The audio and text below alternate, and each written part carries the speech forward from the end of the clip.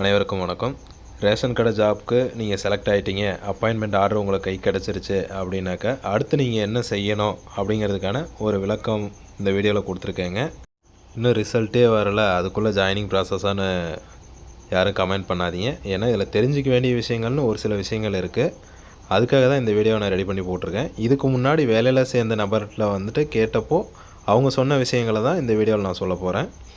யாரும் ஸ்கிப் பண்ணிடாதீங்க, வீடியோவை முழுமையாக பாருங்கள். அப்போ தான் உங்களுக்கு தெரிஞ்சிக்க வேண்டிய தகவல்கள் என்னங்கிறத தெரிஞ்சிக்க முடியும். மறக்காமல் சேனலில் ஜாயின் பண்ணிக்கோங்க, நோட்டிஃபிகேஷனில் ஆல்னு கொடுத்துக்கோங்க. அப்பாயின்மெண்ட் ஆர்டரில் என்னென்ன இருக்கும், ஜாயினிங் ப்ராசஸ் என்னென்னங்கிறத தெளிவாக பார்க்கலாங்க. ஃபஸ்ட்டில் உங்களுக்கு சம்மந்தப்பட்ட மாவட்டத்தோட பண்டகச்சாலையோட டீட்டெயில்ஸ் கொடுத்துருப்பாங்க. அடுத்து ஸ்க்ரீனில் தெரியுது பார்த்தீங்களா, இந்த மாதிரி தாங்க இருக்கும். இதில் என்ன சொல்லியிருக்காங்கன்னா, உங்களை எந்த பண்டகச்சாலைக்கு செலக்ட் பண்ணியிருக்காங்க அப்படின்றத போட்டு உங்களோட பேர் போட்டு பணியமர்த்தம் செய்ய ஆணை வழங்கப்படுகிறது அப்படின்ற டீட்டெயில்ஸ் இந்த பேஜில் கொடுத்துருப்பாங்க. நீங்கள் ஸ்க்ரீனில் பார்க்குற இந்த மாதிரி தான் உங்களோட அப்பாயின்மெண்ட் ஆர்டர்லையும் பிரிண்ட் ஆகி வந்திருக்கும். ஸ்கிப் பண்ணாமல் வீடியோவை முழுமையாக பாருங்கள். இச்செயல்முறை ஆணை கிடைத்தவுடன் தங்கள் அசல் சான்றிதழை பண்டகசாலையில் சமர்ப்பித்து பணியில் சேர வேண்டும். அப்பாயின்மெண்ட் ஆர்டர் உங்கள் கைக்கு கிடச்சிருச்சு அப்படின்னாக்கா நீங்கள் உடனே உங்களுக்கு சம்மந்தப்பட்ட பண்டகச்சாலையில் டைரெக்டாக போயிட்டு உங்களோட ஒரிஜினல் சர்டிஃபிகேட்ஸ் எல்லாத்தையுமே கொடுத்தீங்கன்னா அவங்க வெரிஃபை பண்ணுவாங்க. வெரிஃபை பண்ணதுக்கப்புறம் நீங்கள் ஜாபில் ஜாயின் பண்ணிக்கலாங்க. அடுத்ததாக பணியில் சேருவதற்கு முன்பு பிணையத் தொகையாக ரூபாய் 5000 செலுத்தி ரசீது பெற்றுக்கொள்ள வேண்டும். ஜாபில் ஜாயின் பண்ணும்போது பேங்க்லேயோ இல்லை கூட்டுறவு சொசைட்டிலையோ அவங்க எங்கே சொல்கிறாங்களோ அங்கே 5000 செக்யூரிட்டி டெபாசிட் மாதிரி நீங்கள் பண்ணிவிட்டு அதுக்காக நீங்கள் ஒரு ரசீதை வாங்கி வச்சுக்கணும். அடுத்து பணியில் சேர்ந்த 1 மாத காலத்திற்குள் ரூபாய் 1,00,000க்கான சொத்து சான்றுடன் சால்வன்சி சர்டிஃபிகேட் கூடிய நபர் ஜாமீன் வழங்க வேண்டும். உங்களுக்காக யாராவது ஒருத்தர் ஜாமீன் பத்திரம் கொடுக்கணுங்க. அதை தான் இதில் சொல்லியிருக்காங்க. அவர் மினிமம் 1,00,000 ரூபாயாவது அவருக்கு சொத்து மதிப்பு இருக்கணும் அப்படிங்கிற மாதிரி சொல்லியிருக்காங்க. இந்த ஜாமீன் பத்திரம் ப்ளஸ் அந்த ரெசிப்ட் ரெண்டுமே நீங்கள் பண்டகசாலையில் சப்மிட் பண்ணுற மாதிரி இருக்கும்.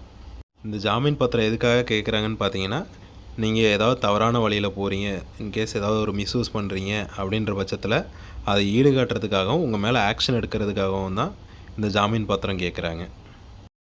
இவர்களுக்கு தகுதி பருவம் 1 வருடம் ஆகும். 1 வருடத்திற்கு தொகுப்பு ஊதியமாக 6250 வழங்கப்படும். பின் அரசு ஆணைப்படி ஊதியம் வழங்கப்படும். 1 இயருக்கு கவர்மெண்டில் தொகுப்பு ஊதியமாக 6250 ஃபிக்ஸ் பண்ணியிருக்காங்க. அதுதான் நமக்கு கிடைக்குன்னு சொல்லியிருக்காங்க. செகண்ட் இயர்லேருந்து நமக்கு மினிமம் 8600ன்னு கவர்மெண்ட் சொல்லியிருக்கு. அதுபடி உங்களுக்கு என்ன ஃபிக்ஸ் பண்ணுறாங்களோ அந்த சேலரி உங்களுக்கு வரும்னு சொல்கிறாங்க. இதில் அடுத்தது தாங்க இருக்கிறதுலே ரொம்ப ரொம்ப முக்கியமான ஒரு விஷயம், டிப்ளமா இன் கோஆப்ரேட்டிவ் மேனேஜ்மெண்ட். கூட்டுறவு பயிற்சி பெறாமல் பணியில் சேர்ந்துள்ள பணியாளர்கள் பணியில் சேர்ந்த தேதியிலிருந்து 2 ஆண்டுகளுக்குள் கூட்டுறவு பட்டய பயிற்சி பெற வேண்டும். அவ்வாறு தேர்ச்சி பெற தவறினால் விற்பனையாளர் பணிக்கு கீழ்நிலை பணியில் அல்லது கூட்டுறவு பயிற்சி நிர்ணயம் செய்யப்படாத பணியிடத்திற்கு பணியமர்த்தப்படுவீர்கள் அப்படிங்கிற ஒரு விஷயத்த சொல்லியிருக்காங்க. இதுக்கான விளக்கம் என்னன்னு கேட்டிங்கன்னா, கோஆப்ரேட்டிவ் சொசைட்டி மேனேஜ்மெண்ட்டில் டிப்ளமோ கோர்ஸ் பண்ணியிருக்கணுங்க. ஏற்கனவே பண்ணியிருக்கவங்களுக்கு பிரச்சனை இல்லை, அவங்க பாட்டுக்கு போயிட்டு ஜாபில் ஜாயின் பண்ணிட்டு அவங்களோட வேலையை பார்க்கலாம். இல்லை நான் இப்போ தான் புதுசாக வரேன் ஃப்ரெஷரு அப்படின்றவங்க ஜாபில் ஜாயின் பண்ண 2 வருஷத்துக்குள்ளே இந்த கோர்ஸை முடித்து பாஸ் பண்ணணுங்க.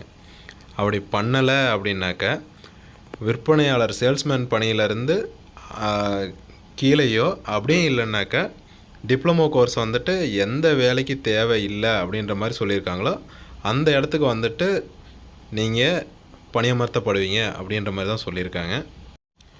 கண்டிப்பாக இது உங்களுக்கு ஒரு பயனுள்ள தகவலாக இருக்கும். நான் இந்த வேலை கண்டிப்பாக செலக்ட் ஆயிடுவேங்க, அப்பாயின்மெண்ட் ஆர்டர் எனக்கு வந்துரும்பா அப்படின்றவங்க மட்டும் இந்த ப்ராசஸ் எல்லாத்துக்கும் தயாராக இருந்துக்கோங்க. ஏன்னா ஜாயினிங்கில் இத்தனை ப்ராசஸ் இருக்குங்க. செலெக்ஷன் லிஸ்ட்டில் உங்கள் பேர் வந்துருச்சுன்னா உங்கள் ஊர் போஸ்ட்மேன்கிட்ட சொல்லி வச்சுருங்க, இந்த மாதிரி லெட்ரு ஒன்று வருங்க, கொஞ்சம் சீக்கிரமாக கொடுங்க, அதில் கொஞ்சம் நிறைய வேலைகள் இருக்குது அப்படின்னு சொல்லிடுங்க. இந்த வீடியோ உங்களுக்கு பிடிச்சிருந்துச்சின்னா மறக்காமல் ஒரு லைக்கை தட்டி விட்டுருங்க.